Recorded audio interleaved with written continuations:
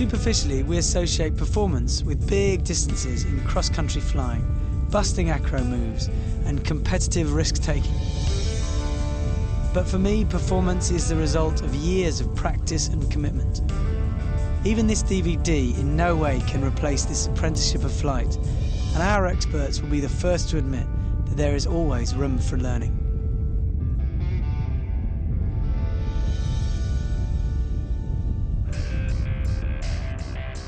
It's now time, not just for an update of my previous films, but also an addition.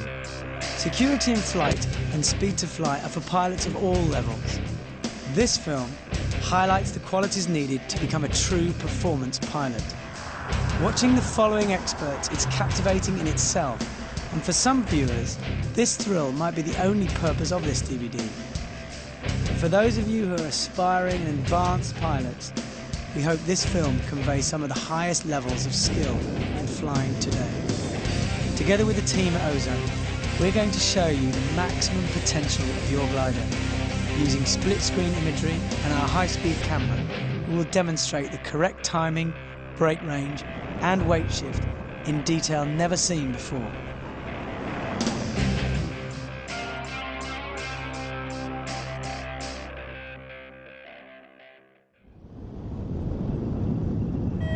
Welcome to Cloud Base. Over the past few years, glider design and pilot techniques in both cross-country flying and in acro have come on in leaps and bounds. So together with the boys at Ozone, going to various places around the world, we're going to show you just what improvements have been made. A performance flyer is a well-rounded pilot with a combination of skills in cross-country, SIV and acro. Watch the following pilots for their expertise in all three of these categories. But do bear in mind, this is an educational DVD. We are showing you how it's done, but please approach it with a responsible attitude. Practice, practice, practice. Always work with people that know what they're doing and that can give you the right advice, and always train over water until you're very comfortable with the moves. But the boys at Ozone know their stuff, and it's going to be fantastic showing you exactly how to do the moves. You don't have to fly a performance wing to be a performance pilot. On the contrary, it's important to be in full control of the wing in all conditions. You should be excited and confident about using the full brake range, weight shift and speed bar of your wing. I've been flying around a bit, and for this film, I'm going to fly a DHV-12 glider just to demonstrate that great flights can be achieved on relatively safe wings. First, I'm going to take you on a cross-country flight, incorporating both mountain and flatland thermaling. To help illustrate the additional techniques and ideas, I'll be joined by Sandy Kochpan, Russell Ogden, and Jerome Canor, who will all contribute their pearls of wisdom from their favourite sites around the world. The most important thing for cross-country flying is not losing your glider.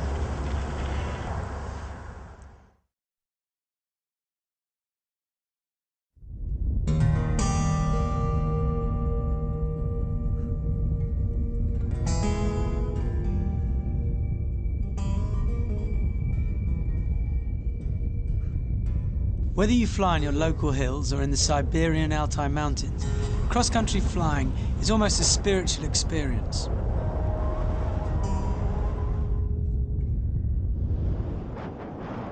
For me, breaking the link with the takeoff, with the security and safety of takeoff and heading off into the unknown, is the most uplifting thing about cross-country flying.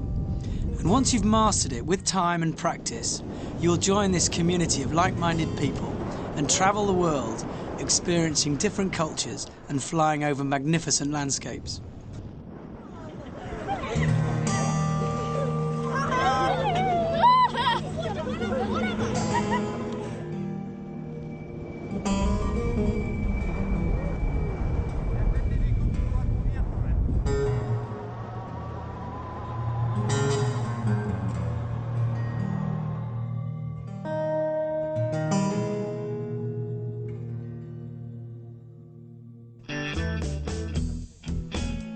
At this point in your flying career, you know the value of preparation, and you don't spend precious brain power fiddling around with your batteries in flight. Before even going up the mountain, prepare and research, visualising your optimum route, getting detailed weather reports, and making sure your gear is all sorted.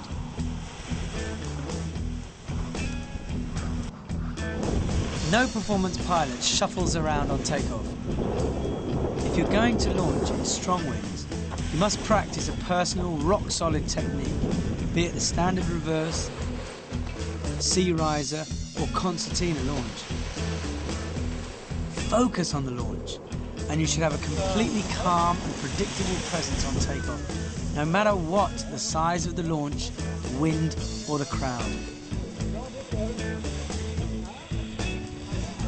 If the day's blown out, then find a safe field and go and practice.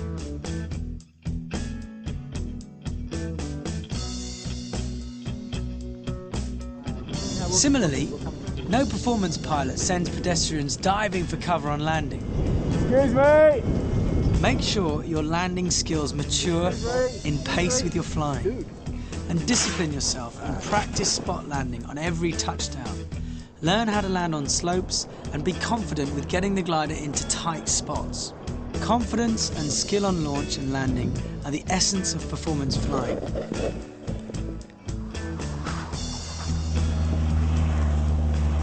Here we are at 6,000 feet on the summit of Babadağ in Turkey. We've arrived nice and early so that we can prepare ourselves for a good flight ahead. You can see the cloud base is quite low, and that's going to rise as the day gets better and break through inversions. So all we're doing now is we're prepared, we're watching the conditions, and the minute it gets good, we're off.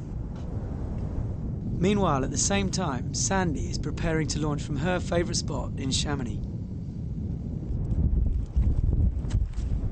I think it's very important just to feel the evolution of the day to do a morning fly, because like that you will be able to judge if it's a stable day or if it's unstable, if you will have bubbles or real thermals, and this will drive you to the way you will have to go in the thermal.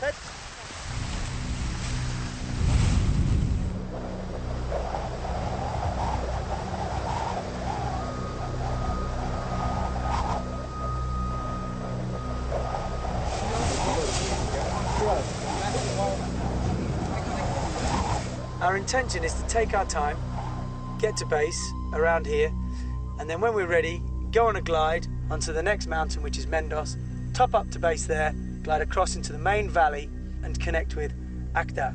From there, hopefully we can extend along the North Range all the way towards Denizli.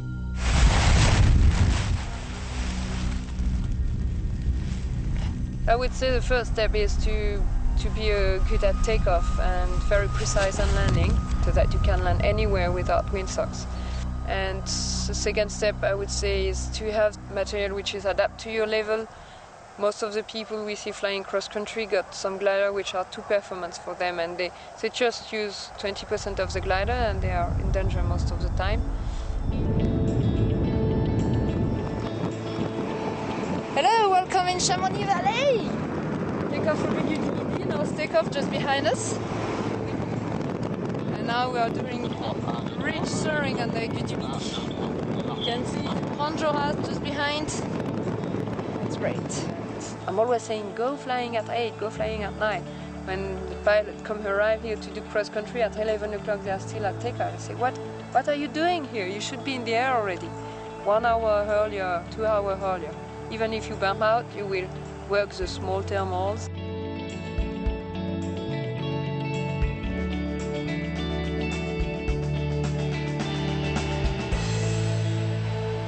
Then maybe you go up again for a second flight, but you will have already the touch of the air, because each day is different.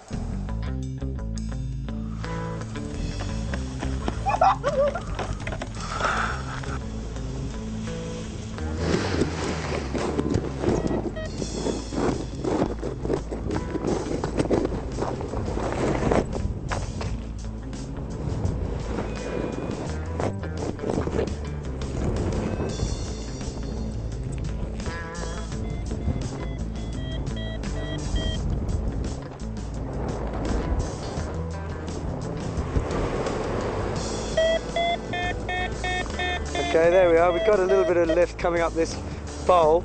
You can see the wind through the trees. So it's looking good. Oh, it's all good practice. Scratching around. A good flyer doesn't lose his cool in light conditions. The same pilot that can stay up in the light lift when everyone else is bombing out is usually the pilot who can get up, get high, and go far in the strong stuff. Never let boredom make the decision for you. Stick with it. Be patient. Get in close. Keep searching. Even the top pilots get dispirited in light conditions. Okay, I'm going to move on from here because that thermal's actually not very good. Wow, I got a crow going up in front of me really nicely. Here we go, where's our crow gone? Oh, he's just glided off now. Here comes the thermal. No? Come on! I'm up a bit there on the rocks. Superb! But they stick with it until they hit the climb. Light lift often means little turbulence, so that's the ideal time to practice getting in close. Yes, it's good, it's good. Watch Jerome skillfully flying close to the cliffs. He's geared down, he's flying slower, making relaxed use of the light thermals. Yes. I fly with a little brake. Now watch him as he breaks away from the ridge to get into the lift and give himself space from the cliff.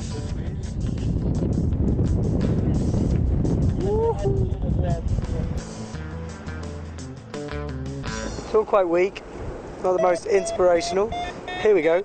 So it's lastly 1, 2, 3, dropping into the bowl, taking it round to my left, round I go, nice and tight, so I know this lift is small. There's the core there. Nice one. Let the nose drop. Go back for it. So I'm doing figure eights.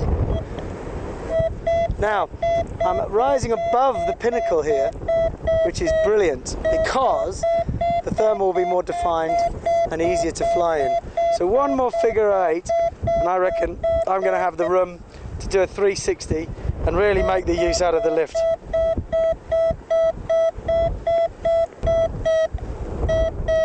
Now I'm above the pinnacle. See how the thermal gets a little bit stronger, so it's more established. There it is. Strain up for a second, ease off the nose an inch, and then drop it round in my turn, using the dive to get it round. You see my brakes only moving an inch. It's all about using the pitch movement of your wing. In order to be a good performance pilot, you have to understand and master the dynamics of your wing, pitch, yaw and roll, often converting the violent pitch movements in strong thermals to your advantage, to centre on the core and to get up faster. So here I'm going back into the thermal. I'm going to really try and find the core now. And I'm slowing the glider down. Just giving myself my best sink rate. And squeeze, and just easing the outside up to let it turn round. See, the core buffets you around. If you sort of dive around, you know, pitching, diving, rolling, then your vario is sort of squealing all over the place. And you don't know whether you're in the core or just converting your dive energy into lift.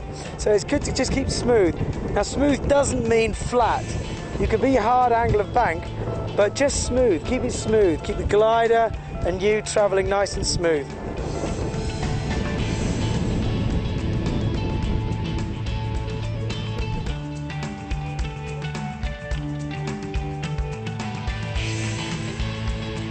Don't be afraid to crank your turn into the core. At the same time, keep a smooth angle of bank by using the outside brake to keep the leading edge, dissecting the horizon, and don't let it drop towards the ground.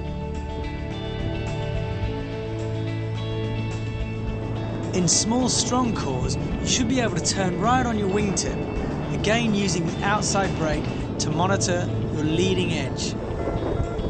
So we've got a good core here. Here we go, bank it around. Woohoo! Pitch it and rock it round. Don't let the nose drop too much. Keep the leading edge level with the horizon. Round you go. Nice, feel this smooth core. As long as you stay in the cores, you're absolutely fine. It's when you're nervous and you get tossed out of them that you're not. So I've lifted my outside, I've pulled the inside, I'm banking it round. I want to get this glider turning quite tightly in this core, because it's not massive, but it's the first one I've hit all day to get up. The most common mistake I see people make is thermaling too broad. Don't circle tight enough. Thermals are actually relatively small beasts, and especially the core within that thermal can often be about the same size, if not smaller, than the tightest turn radius that we can make. So in strong thermals, it's very important to have a quite aggressive piloting. If the thermal is 8 meters per second, then you are ready to fight with your body to stay inside. When you're cranked right in a core, your total radius can often fit inside the size of a tennis court. Hey! What we've got at the moment is cores ripping up the pinnacles out the side of the hill, but also reaching an inversion. So we've got quite turbulent air. But what you find is you get strong little thermals that punch up, then suddenly flatten out as they hit the ceiling, like smoke hitting a ceiling and spreading out. But by keeping the speed on, I cut through all that choppiness, that rough air, loading the wing with weight shift, and round I go. I'm trying to keep my hands steady. If the air's steady, then you have to try and keep steady. If the air's aggressive and bumpy, then you have to be a little bit more aggressive with the brakes to keep the glider flying smoothly. Always turn negative into positive. You know, if it's turbulent and you've got lots of diving action going on, then use that dive action and weight shift into the turn and really wham it round. So that way you can stay in cores or centre up better, and you fly fast through the turbulence. If you were to fly sort of slow and nervously with minimal weight shift, then the glider becomes a bit more twitchy, and you can sort of flat spin it. It's quite a turbulent one here, so I'm just keeping an eye on the glider, keeping the pressure. If you start getting stressed and you start freezing, then your performance goes downhill. That's when you can start making mistakes. Maybe you're doing nothing, maybe you're overcorrecting. So just relax. That's the most important thing. When you get scared, you have to mentally say to yourself, just relax. When I get scared, I say to myself, where's the lift? And that way I focus on something positive rather than negative. And the secret is to stick with the inversion and the climbs. Just be patient. Keep bouncing onto the roof, and eventually the inversion will break and your patience will be rewarded. You can see perhaps behind me the layer of milky cloud that is the inversion. We get through it, you'll suddenly notice the temperature gets cooler, and the sky becomes an amazing blue, really electric deep blue, instead of that hazy blue we get used to. Notice how the thermal is stronger, a little bit smoother, more pleasant. Yeah, you still have to crank it around sometimes, but smoother. Use this time to broaden your concentration and save your brain power. Your next stop is base, so relax and just enjoy the ride. Nice! Okay, it's going to be very strong. Good. Bit of turbulence as well. There we go, real screamer. Okay, getting close to base now. We just keep thermaling on the edge of it, where we know we can keep clear. Don't go right underneath the centre of a cloud, there's no point, really. So, you know, I'm at base now, and I'm on the edge. And I'm on the edge where I want to go, which is downwind, which is the best position to be in. So now I'm on the edge, I'm at base, I'm going to go.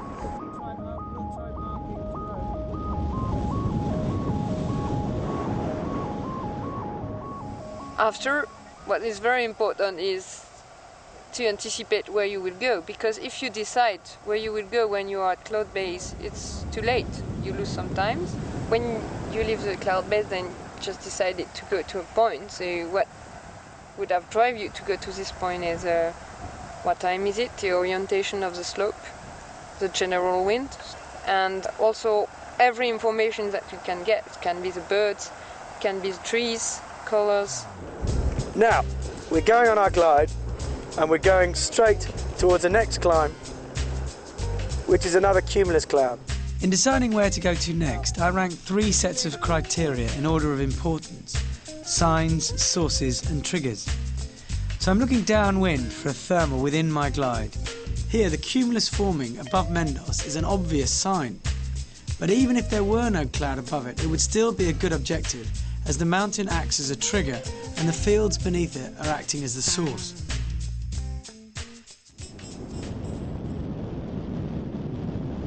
If you looked at your logbooks, you'll probably notice that many of your cross-country flights end at the 20-kilometre mark. This is because you're not making the most out of your second climb. The key is arriving with the right attitude to make the most out of the lift you get. I left from the summit, just under cloud base, saw this cumulus here and just headed for it. It was a long, sinking glide, but when I got here, you get rewarded by a steady, smooth core. Drifting me quite a lot along the slope still.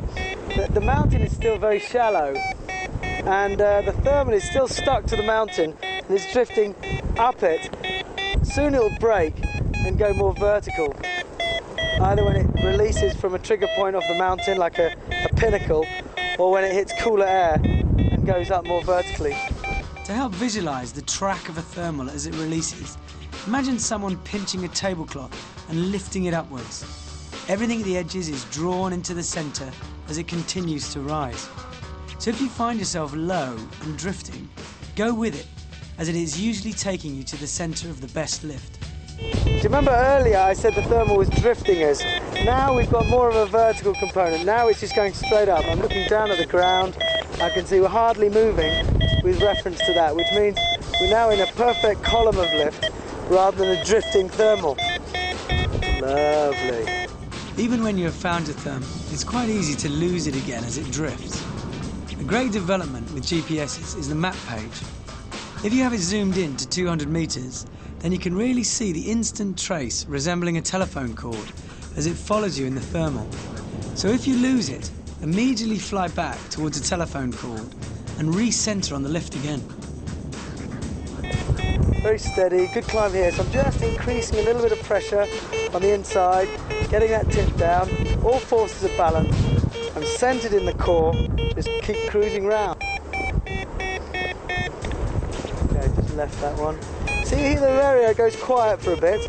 That's my edge. So I'll fly a little straighter for a second away from that edge and turn again. The secret of coring is flying away from the least lifty bit and always tightening up on the strongest.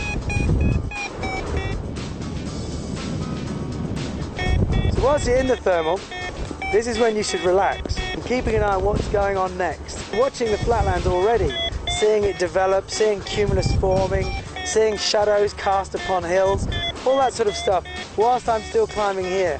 So although I'm giving my brain a chance to rest, I'm also going slightly broader in my concentration, having a little glance over, thinking, yeah, that'll do me. But if you just relax, you'll go on forever. Ever. Right, I'm going to go on my glide.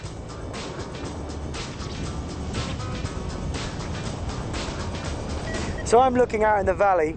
I can see those cumulus clouds out there. So I know it's already working. That's it. No more complication. Cumulus clouds is working. Whether they're there on my glide or not, doesn't matter. They were there once, so they will be there again. So I just keep going.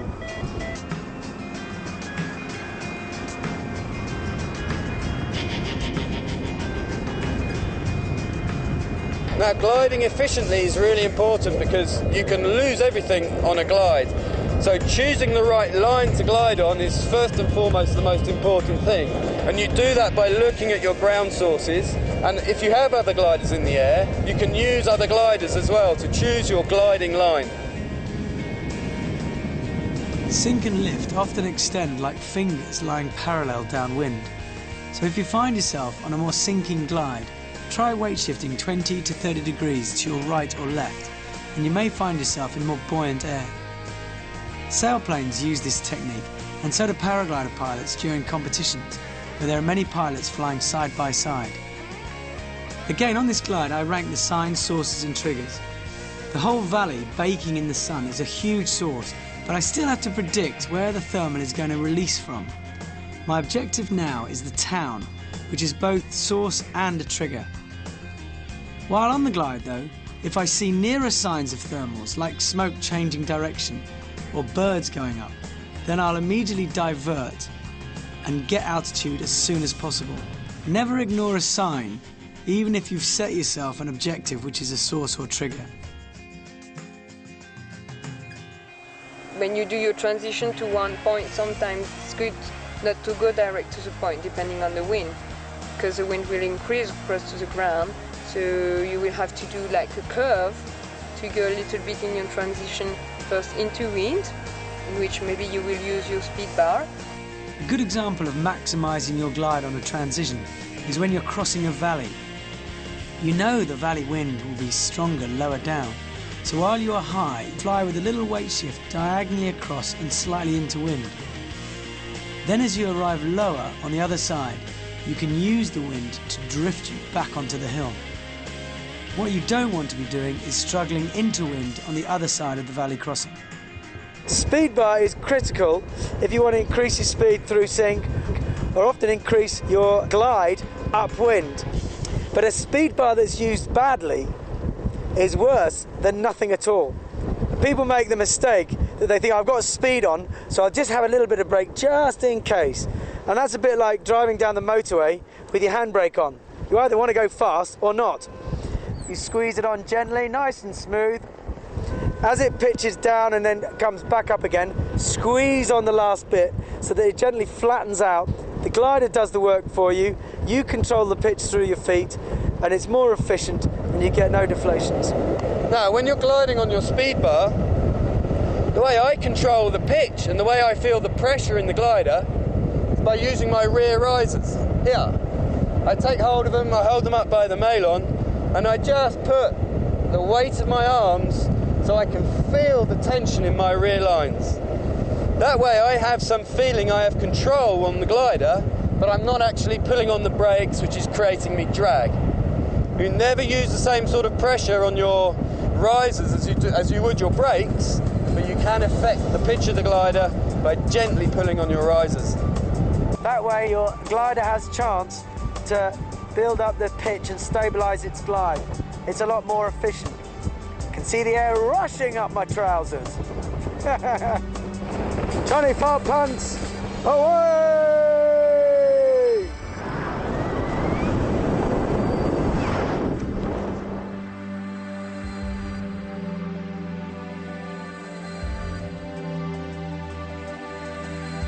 The Fatlands fly learn you to more take the colors of the ground, watch the clouds, watch the birds, and it's secured to do cross-country fly in Fatland because you can land everywhere.